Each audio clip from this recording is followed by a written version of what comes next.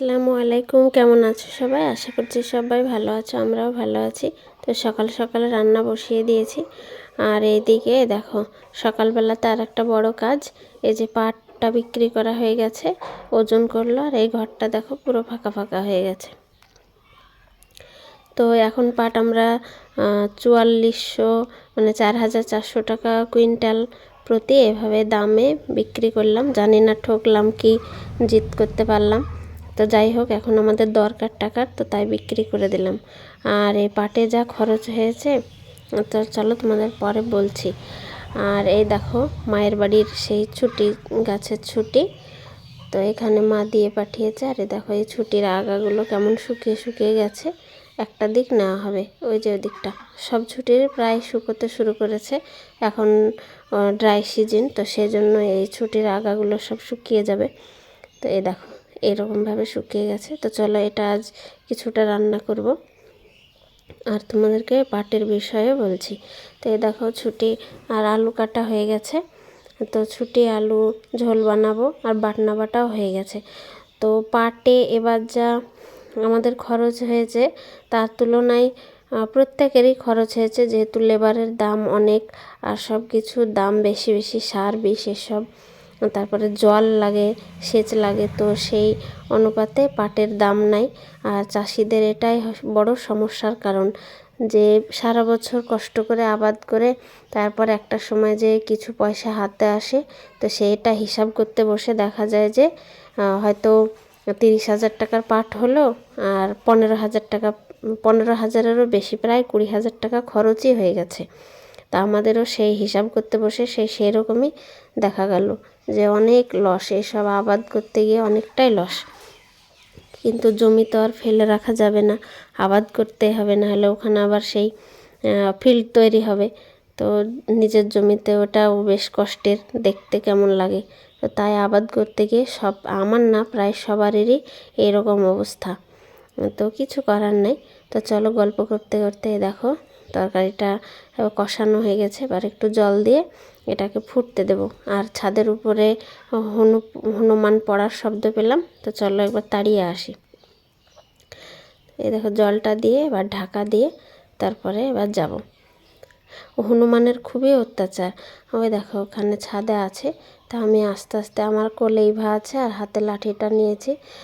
তো ওই দেখো, ওরে বাবারে, দাঁত দিয়ে আমাদেরকে তাড়া করতে আসছে। তো আমি এবার নেমে চলে আসছিলাম, তারপর আবার তাড়তে গেলাম। তো দেখো, আবার আসছে, এবার জোরে চলে এসেছে। আমি তো ভয়ে, ইভা কোলে ছিল, ইভা জোরে কান্না করতে লেগেছে। এবার কাঁপছে ইভা পুরো, আমার মানে কোলে একদম কাঁপছে। তো ওর আব্বু বকছে, যে ওর আব্বু স্নান করছিল, তো ও বকছে আমাকে যে তুমি একাওভাবে হনুমান তাড়তে গিয়েছো, হয়তো এই করে দেবে, নখ ঢুকিয়ে দেবে।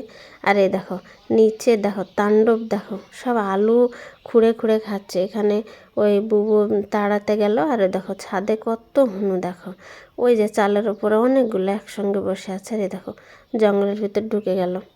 আর দেখো, বাড়িতে আর মাঠে একেবারে সমানভাবে। আর আজ যেহেতু জুম্মাবার, পাড়াতে একটাও পুরুষ মানুষ নাই, সবাই নামাজে গিয়েছে। আর ওই দিনই ওরা ডাকাতি করতে চলে এসেছে, কিছু রাখে না, সব কিছু খায়। এবার আমাদের দেখছি নিচে থেকে, উপর থেকে দেখছি আমাদের ওই নিচে সবজি বাগানে দেখো হনু চলে এসেছে, হনুমান। তো আমরা এবার তাড়াতে যাচ্ছি। দেখো অনেকগুলো, তো আমরা তাড়াতেই পারছি না, যেহেতু পুরুষ মানুষ নাই, সেহেতু মেয়েদেরকে একটুও ভয় করে না। তো আমি একবার ঘুরে যাচ্ছি, আবার ছেলেপুলের সাথে করে আবার এসেছি। সব শেষ করে দিয়েছে, কপি, তারপরে পেঁয়াজ, আলু। দেখো, আমরা ঘুরে এই টাইমে দৌড় দিচ্ছিলাম।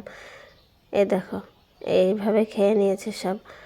আর এই কপিটাও দেখো একটা সাইড খেয়েছে, আবার পেঁয়াজ তুলে দিয়েছে। দেখো, এটার ভেঙে, অর্ধেকটা ভেঙে নিয়ে চলে গেছে। তো বিনাকে বললাম, বিনা এসেছিল, আর আমাদের গোলামকে ডেকেছিলাম। তো বিনাকে বললাম পেঁয়াজ যেগুলো তুলে ফেলেছে, দেখো পেঁয়াজগুলো হাতে করে নিয়ে বাড়ি যেতে।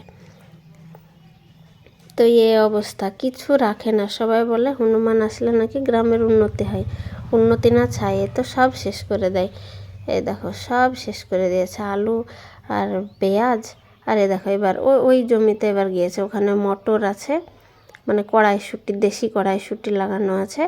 তো ওখানে দেখো মানে আমাদের দিকেই ঘুরে দাঁত খিচে তাড়া করছে। আমরা পিছনে প্রায় 3-4 জন আছি, তো ভয় করছে না। দেখো দেখো এইভাবে এত অত্যাচার। আর ওইদিকে আবার এখান থেকে দেখছি এবার ওইদিকে আবার উপরে বাড়িতে সব অত্যাচার করছে, টালের উপরে পড়ছে, গাছ ভাঙছে, এসব করছে। তো আমরা এবার উপরে চলে যাব। উপরে তাকিয়ে দেখছি অনেক হনুমান, এখানে তো কিছু আছে আর অনেকটা আবার উপরে চলে গেছে। তো চলো এবার উপরে যেতে হবে, নাহলে ওদিকে আবার সব শেষ করে দেবে। এই যেদিন হনুমান আসে সেদিন আমাদের সব কাজ কাম ফেলে এর পেছনে ছুটতে হয়। আর এই দেখো ছাদের সব কাপড় নিচে ফেলে দিয়েছে, আমাদের ছাদেও ফেলে দিয়েছে। এটা বুবুদের ছাদে আছে আমি, তো বাড়িতে একা একা থাকতেও ভয় লাগছে। তো এই দেখো কি শুরু করেছে, দেখো এই দেখো নিজেরা এবার ঝামেলা করছে। এত অত্যাচার হনুমানের, আর মারে, মানুষ গেলে মানুষকেই ধরে মারে।